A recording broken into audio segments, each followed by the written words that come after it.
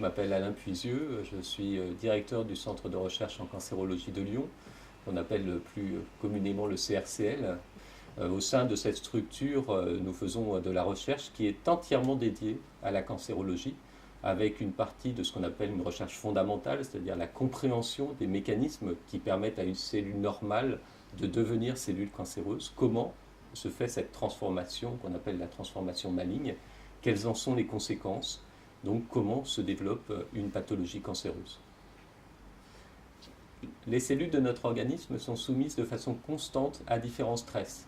Stress qui viennent de notre environnement, les rayons ultraviolets du soleil qui vont abîmer nos cellules de la peau, ou des stress qui proviennent même de notre propre métabolisme. Et donc les cellules ont mis au point, au cours de l'évolution, ont mis au point des systèmes qui sont des systèmes extrêmement efficaces qui permettent de lutter contre ces stress pour empêcher la survenue de mutations qui pourraient donc provoquer des altérations au niveau de notre génome, de chacune de nos cellules, et qui pourraient conduire à une prolifération anormale et donc au déclenchement d'une pathologie cancéreuse.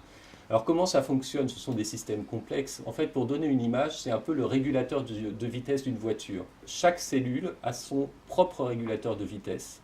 Et quand elle se divise trop souvent, soit ça va provoquer l'arrêt définitif de la voiture, qui est la cellule, soit ça va provoquer certaines peines de mort du conducteur, c'est-à-dire que la cellule va se suicider. Un système très coercitif, mais qui permet évidemment de protéger l'ensemble de l'organisme contre cette prolifération anormale. Et donc cette cellule cancéreuse, eh bien, pour devenir cancéreuse, elle va devoir contourner ces systèmes de protection, que ce soit cette peine de mort ou que ce soit cet arrêt définitif de la prolifération cellulaire. Et ce qui intéresse les équipes du CRCL, c'est de comprendre comment ces cellules cancéreuses arrivent à échapper à ces systèmes de protection. Il y a une protéine qu'on appelle P53 qui a un rôle par exemple absolument critique pour permettre le bon fonctionnement de ces systèmes de protection. Donc pour qu'un cancer se développe, il va falloir à un moment ou à un autre des étapes de la progression vers une pathologie cancéreuse, bien d'empêcher son activité. Alors il y a différents moyens. On peut donc directement altérer cet gardien, ce gendarme qui est P53 en s'attaquant directement à cette protéine et en empêchant sa fonction, par exemple par une mutation. Mais on a pu montrer au niveau des équipes du CRCL qu'il y avait au cours de la progression tumorale, dans un grand nombre de cancers, la réactivation de certains processus qui sont des processus qui normalement sont confinés à l'embryon, des processus embryonnaires. Au cours du développement de l'embryon, eh bien, on assiste à deux processus très importants. D'une part, il va falloir beaucoup de division cellulaire, puisqu'évidemment, on parle d'un très faible nombre de cellules pour arriver à un embryon, puis plus tard à un organisme adulte. Et puis par ailleurs, il faut une grande capacité de mobilité de ces cellules pour qu'elles puissent former au niveau de l'embryon les différents tissus, les différents organes. Bien, ce que nous avons montré, c'est qu'au cours du développement d'une pathologie cancéreuse, il y a une réactivation aberrante, anormale, de ces processus embryonnaires.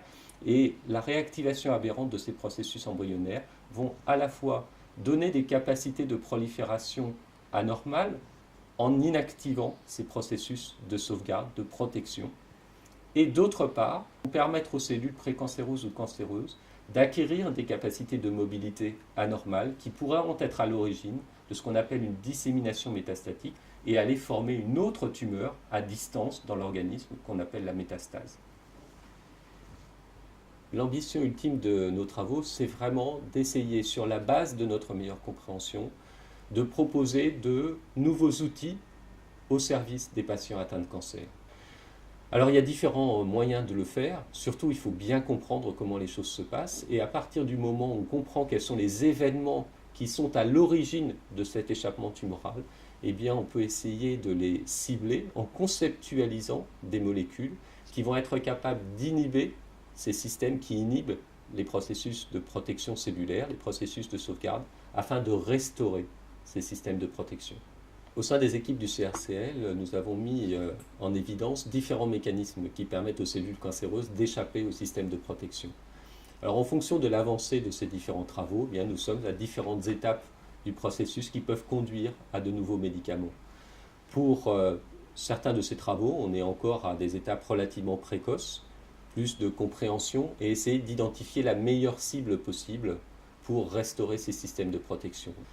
Et puis pour d'autres, on est à des étapes beaucoup plus avancées du développement d'une nouvelle molécule anticancéreuse.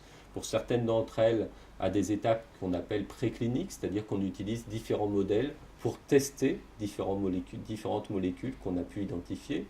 Et puis pour un de ces projets, on est encore plus avancé, puisqu'on a maintenant des molécules qui fonctionnent bien dans les différents modèles précliniques que l'on peut tester. Et maintenant, donc, on arrive à l'étape où il va falloir tester ce nouveau médicament chez des patients atteints de cancer.